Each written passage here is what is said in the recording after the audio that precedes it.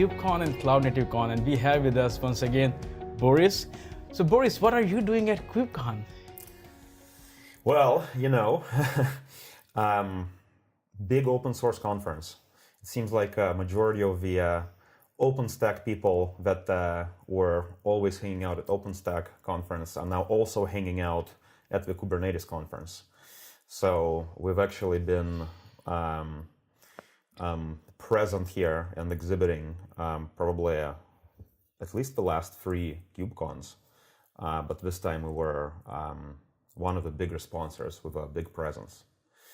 And the primary focus for us here was actually not our main product, which is Mirantis Cloud Platform based on OpenStack, but the new thing that we've recently launched, which is a Mirantis application platform that's based on Spinnaker, which is kind of cloud-native continuous delivery platform, among other things, extremely relevant to all kinds of things that are the core themes of KubeCon this time around. Tell us about this Spinnaker thing. Why did you choose a Spinnaker? Well, first of all, there aren't too many alternatives out there in the open source world.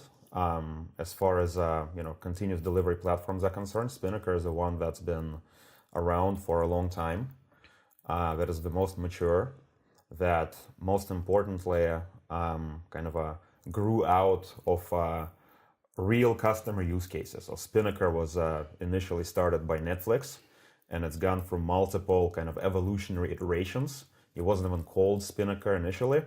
It was just a bunch of tooling that Netflix had, and they've labeled it as it was called Asgard, I think, before, and then they've reworked a lot of it, and kind of the third evolution of it has become Spinnaker.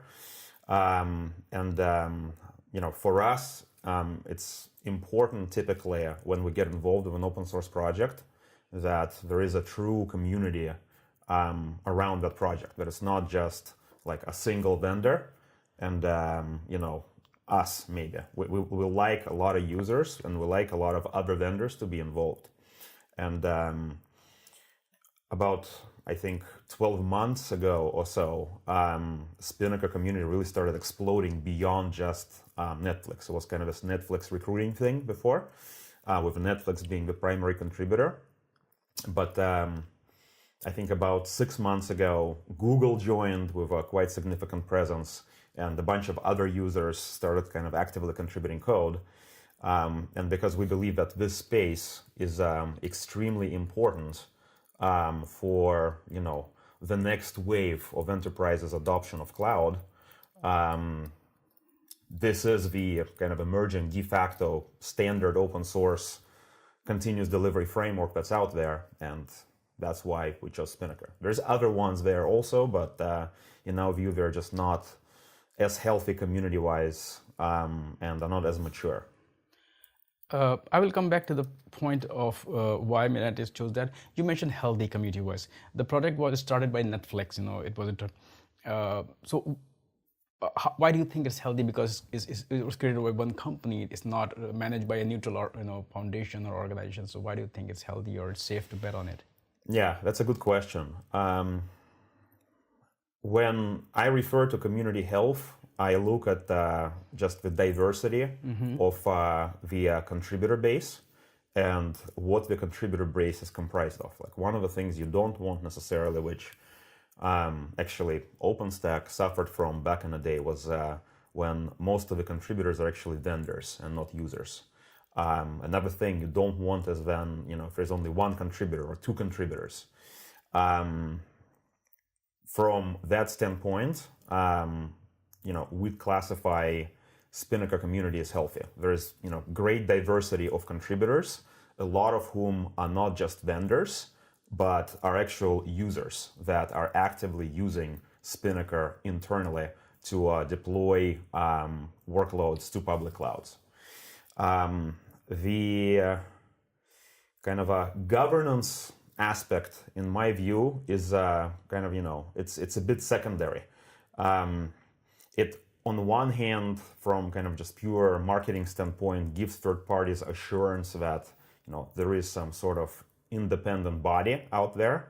But in reality, I think open source communities, like once you dive into one, you can tell what is the culture there internally. Like, how many people are involved at doing reviews, how many people are actually like accepting commits. And it's a thing that kind of, evolves and establishes by itself, kind of like the culture of a community. And you can have communities that have like, that are under a formal umbrella of foundation, such as, for example, Open Contrail community, which is like now under Linux Foundation. But in reality, it's a community like of, one vendor, right, that is Juniper, that is doing most of the contributions, right? And you have the other way where communities like Spinnaker, for instance, that don't really belong to some sort of formal foundation, that technically have been started by a vendor, but have grown in terms of the kind of contribution culture and the diversity into something that we would qualify as healthy. What is the reason? Is this a reason because it could also be that the product that you're talking from Juniper could also be that the use cases are limited, so there are not that many stakeholders in the product. At the same time, with the case of Spinnaker, it's also like Kubernetes is solving problems for so many people that everybody wants to get on board with it. So that also, so what I'm getting from you is that it's not really important whether there's a neutral foundation behind it or not. If there's a healthy ecosystem of just companies who are stakeholders, that also ensures that the product will be safe to bet on. Yeah, it's a question of the culture of the community, and the culture typically stems from just a handful, or maybe in some cases a dozen, of kind of core people that are kind of shepherding this community. Right. So in case of Spinnaker, like Andy Glover or Stephen Kim from Google are the guys that are big influencers inside there. They are genuinely interested in community being healthy, diverse, in having people from outside kind of getting involved, contributing. You go into the Spinnaker channel, you ask a question, immediately a bunch of people will kind of reply and say, hey, come, here's how you contribute, etc. And, the antithesis of it is, like I said, like, for instance, the Open Contrail community where we're also involved. It's just, it's not a priority for the core people that are driving the code to actually have somebody from the outside contribute. So you'd go in and, you propose a pull request, and then it'll be just ignored forever because nobody cares. And then you say, hey, this thing, like, we want to accept it, like, can you review it? Like, silence, right? You go to the Slack channel, ask a question, nobody answers, etc. So it just depends on whether or not the people that are core influencers are truly, genuinely interested in actually, growing the community and getting the diversity, or maybe they have some other priorities. Does that make sense? Mm-hmm, perfect. Yeah.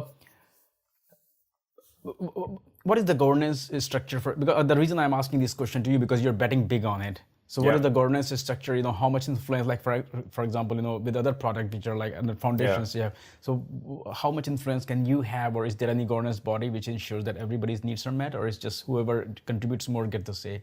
Yeah, it's just whoever contributes more gets a say. There is no formal governance, actually. Right. There is informal governance in that, you go in, you get involved, you start actually understanding just like what's Linux going kernel. on, just like Linux kernel, there is no governance. Exactly. Yeah. It's similar to Linux kernel, mm-hmm. right? Right. The Netflix folks are effectively the benevolent dictators there, mm-hmm. so to speak. Like, Linus Torvalds in Linux, like it's, Andy Glover and his team on Netflix are the Linus Torvalds of Spinnaker. Mm-hmm. So. Do they use colorful language also, just the way Linus uses? No.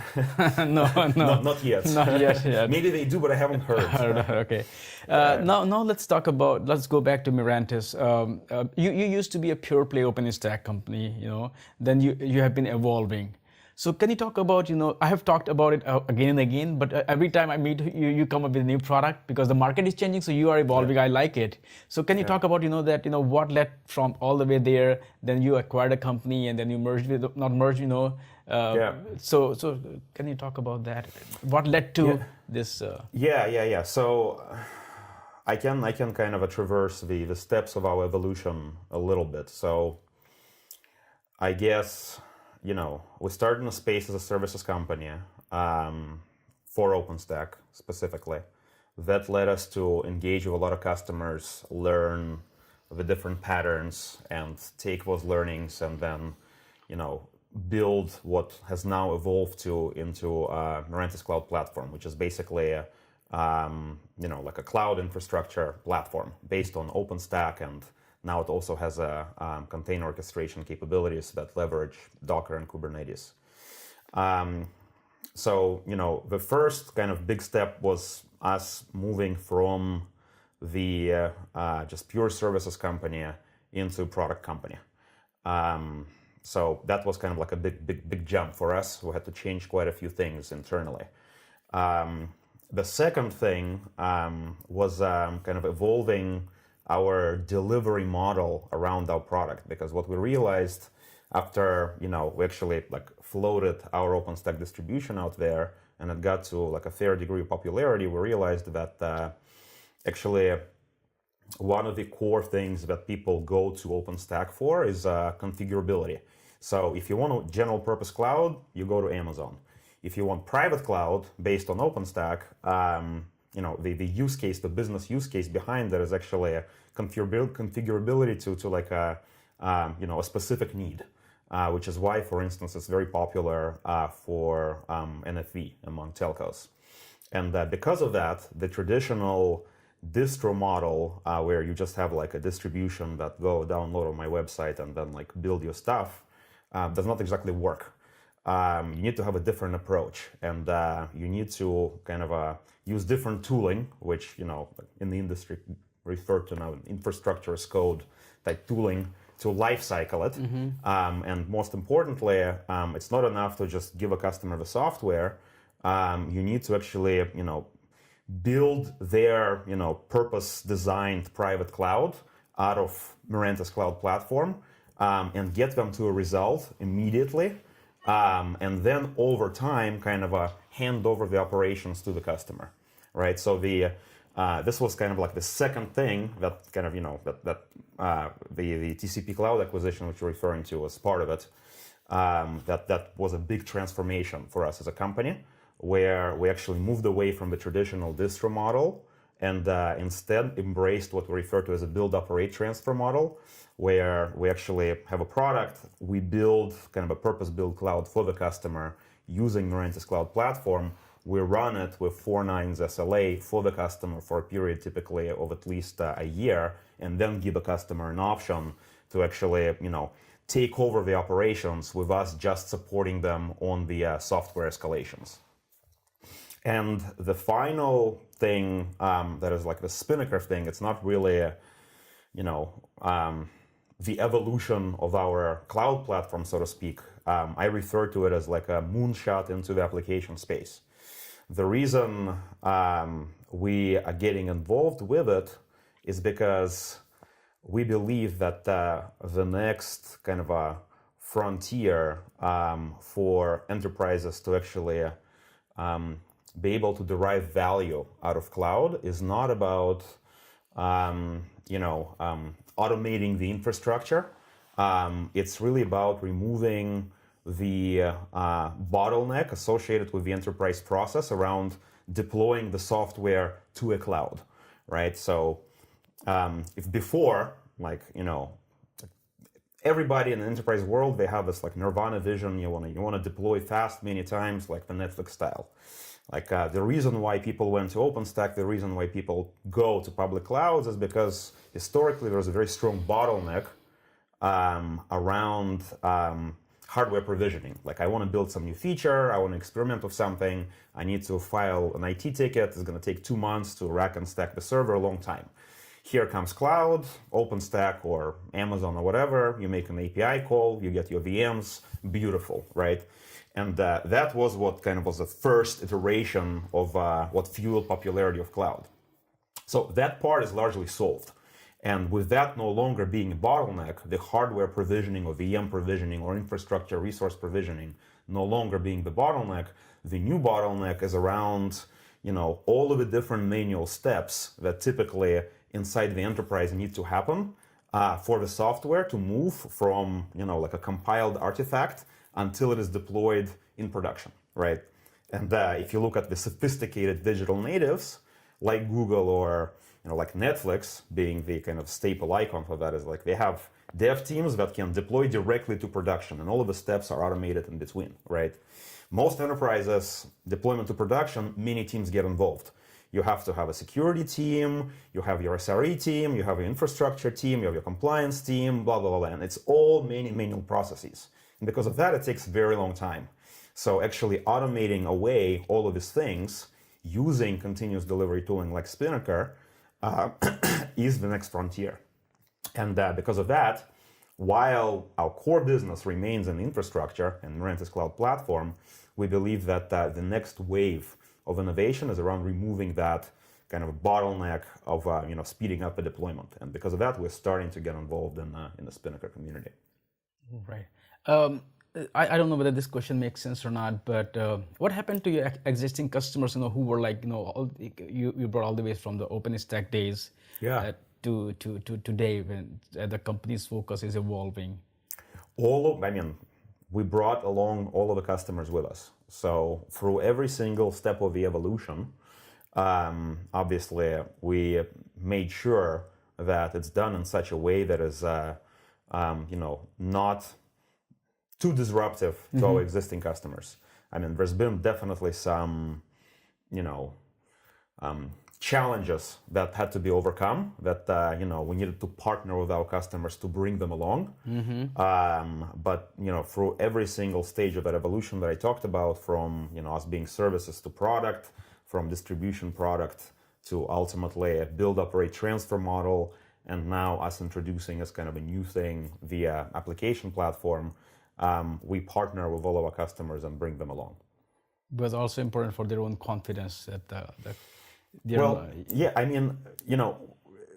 I think that the job of a vendor like ourselves is to evolve and bring along the customers. Like, you don't want to be a vendor that is stagnant, right? True. We're constantly learning. You're helping those customers to evolve too, right? That's our job, right? So that's the point. So no customer would ever want to partner with an open source company that's just doing like the same one thing all the time. For the last 20 years. You have to kind of evolve, but you have to evolve in such a way that you bring the customers along with you. So we see that as our role. We have to be opinionated and constantly evolving, but doing in such a way that we can carry the customers with us. And I think that a good example of a customer that's been evolving with us is AT&T. So AT&T was our early OpenStack services customer that has been with us and constantly growing ever since we engaged back with them as an OpenStack services company. Now they have Mirantis Cloud Platform with over 10,000 nodes running and growing. And we've had our ups and downs with them, of course, but we're able always to kind of work things out and partner with them. So, okay. And while you're here at KubeCon, what kind of new use cases you're seeing where you see potential for your company? New use cases. Kubernetes is everywhere these days, but from your that's what from your point of view, which is interesting for you. I think that I don't know if it's a use case or not, but and maybe it'll be a little bit more repetitive. But one thing that I've observed at KubeCon is that a lot of the companies, a lot of the solutions, a lot of the sessions are focused on basically doing something with Kubernetes. Like, I'm going to help upgrade your Kubernetes cluster, or I'm going to monitor the Kubernetes cluster, or I'm going to manage multiple Kubernetes clusters across multiple cloud providers, et cetera, et cetera, et cetera. Okay. So a lot of the companies and a lot of the ecosystem around Kubernetes is looking like down at the infrastructure a lot. And my personal view of Kubernetes kind of a future evolution is that vast majority of general purpose use of Kubernetes is going to be in the public cloud. So like the concept of running a Kubernetes cluster on-prem or running a Kubernetes cluster like, on EC2 VMs and managing those are kind of like edge use cases. The majority of the usage is going to be, in the cloud is going to be managed Kubernetes, basically like GKE or Azure Container Service or EKS. These are going to be the dominant general purpose kind of Kubernetes solutions. After all, Kubernetes is a cloud native technology. It comes from the cloud, so I think most people are going to use it in that form factor. The challenges and the kind of value add that vendors can bring in the space, in my subjective view, and I'm of course being biased here, is not so much around managing Kubernetes clusters across different clouds, or doing Kubernetes networking, or doing some other deep Kubernetes plumbing. It's really about focusing on the applications that are going to be deployed onto Kubernetes cluster, right? So it's the solutions that don't look down at the infrastructure, at the solutions that look up at the application. And there is a handful of vendors out there, if you walk the showroom floor, that are actually doing this kind of stuff. A lot of that actually is revolving around this notion of continuous delivery platforms, of which Spinnaker is one, but there's others that are offering alternatives. Right. In the beginning, you said there are some alternatives, but Spinnaker was supposed to be one of the best that you also liked, and it was the best in the use case. And there are other players also, you said. So why should someone bother with Mirantis? Why not go with some? What is the USP that you're bringing to the table? Yeah, that's also a good question. So, historically, we have kind of like a unique DNA in a company in that, we come from the services background, and the products and the offerings that we're successful with are the ones that actually need to be complemented, at least initially, by competent set of services. And the reason for working with us around actually implementing this continuous delivery culture in your organization is that continuous delivery, and Spinnaker specifically, it's not just a product. Like Spinnaker by itself, like setting up a Spinnaker instance inside of the EM, it looks pretty useless. It's useless. It's just it's a pretty UI. You can push the buttons, but it doesn't really do anything. The value comes out of actually kind of pre-populating a Spinnaker instance, and it doesn't have to be Spinnaker. I'm just speaking like from our case. This problem spans any continuous delivery product.